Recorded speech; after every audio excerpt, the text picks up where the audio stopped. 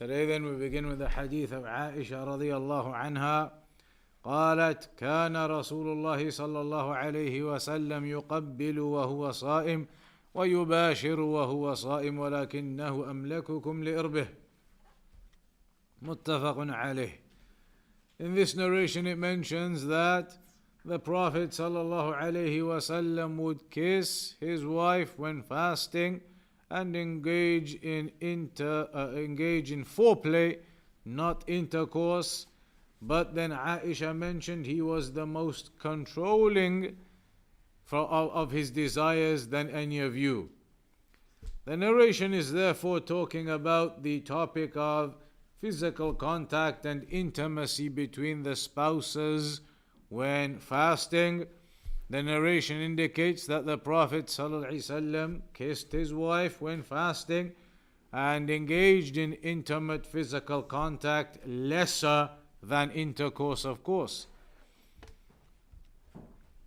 The scholars have said, based upon this narration that indicates the permissibility of physical contact and intimacy, they've mentioned that this is all based upon the issue of control of desire and arousal of desire.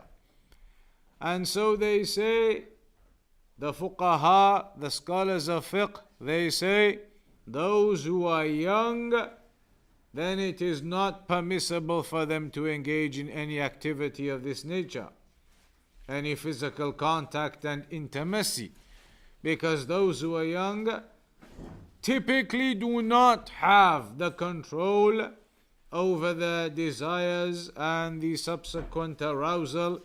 And so the scholars, they say those who are young, and young could be 20s, 30s, 40s, they cannot engage in this. But those who are old, much older, in their later years, where the desire is not going to be strong and it can be controlled a lot easier than somebody who is young with strength, then the elderly in age, they could engage in this physical contact and intimacy with their wife, and that would not be something that is impermissible. But for the young, then the scholars, they say they should not do any of this, because the young do not have the control that those who are elderly may have.